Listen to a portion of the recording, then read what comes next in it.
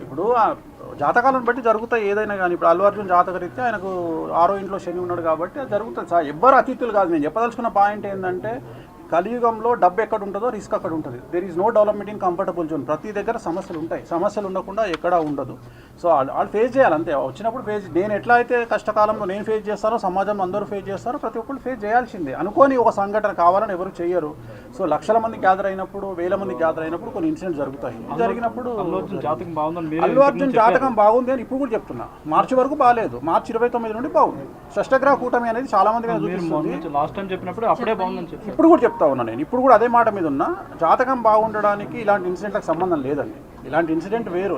దీనివల్ల ఆయన ఏం నేర్చుకుంటారు, ఫర్దర్గా ఆయన ఎట్లా బిహేవ్ చేస్తారనేది ముఖ్యం తప్ప ప్రతిదీ మన జీవితంలో తప్పులు సమస్యలు అనేటువంటివి మనం మారడానికి, మనం ఇంకో 10 మెట్లు ఎదగడానికి అవకాశాన్ని ఇస్తాయి.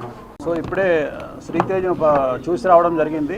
సో వాళ్ళ నాన్నగారు టచ్ చేసినప్పుడు తను రియాక్ట్ అవుతూ ఉన్నాడు. సో వెంటిలేటర్ మీద కానీ ఆక్సిజన్ కానీ లేకుండా ప్రజెంట్ ఉన్నాడు. సో ఖచ్చితంగా తను త్వరలో కోలుకుంటాడని ఆశిద్దాం. ఖచ్చితంగా వాళ్ళకు సంబంధించి ఏమేమి సహాయం చేయాలి అంటే చాలామంది చెప్తా ఉన్నారు. అపమృత్యు దోషానికి సంబంధించి మృత్యుంజయ హోమాన్ని నిర్వహించాలని చాలామంది అడ్వైజ్ చేస్తూ ఉన్నారు. సో అది నేను నా సొంత డబ్బులతోని నిర్వహిద్దామని చెప్పేసి నేను ఫిక్స్ అయినా. సో తనకు కూడా వాళ్ళ ఫాదర్కి చెప్పడం జరిగింది. మృత్యుంజయ హోమాన్ని నా సొంత ఖర్చులతో నిర్వహిస్తాను. అలాగే ఒక 2 లక్షల రూపాయలు ఆ పాపకి సంబంధించి, ఎందుకంటే అక్కడ పాప కూడా ఉంది. సో చాలామంది శ్రీతేజ్ గురించే మాట్లాడుతూ ఉన్నారు, బట్ పాప గురించి మాట్లాడలేదు. కాబట్టి నా వంతు సహాయంగా, అంటే సుమారు ఒక 1000 సినిమాలకు ముహూర్తం చేసినటువంటి ఒక పురోహితుడుగా లేదా పూజారిగా నేను కూడా సినిమా సొమ్మును తిన్నాను. కాబట్టి ఒక 2 లక్షల రూపాయలు వాళ్ళ ఫ్యామిలీకి ఇవ్వాలి అనేటువంటి ఉద్దేశంతో వాళ్ళు ఇక్కడికి రావడం జరిగింది. నేను చూశానండి, నేను చూశాను. సో ఒక 90% డెవలప్మెంట్ ఉంది. 90% అంటే మెయిన్ ఆక్సిజన్ లేదు, ప్లస్ వెంటిలేటర్ లేదు. సో వాళ్ళ ఫాదర్ టచ్ చేసినప్పుడు ఏడుస్తూ ఉన్నాడు. అది నేను కళ్ళలో నీళ్ళు వస్తున్నాయి. సో అంతవరకు అయితే నేను ఇవాళ గమనించింది అయితే అది ఈరోజు. బాబులో కదలిక ఉంది, ఆక్సిజన్ లేదు. ఎట్ ది సేమ్ టైం ఆ వెంటిలేటర్ కూడా తీసేసినారు. సో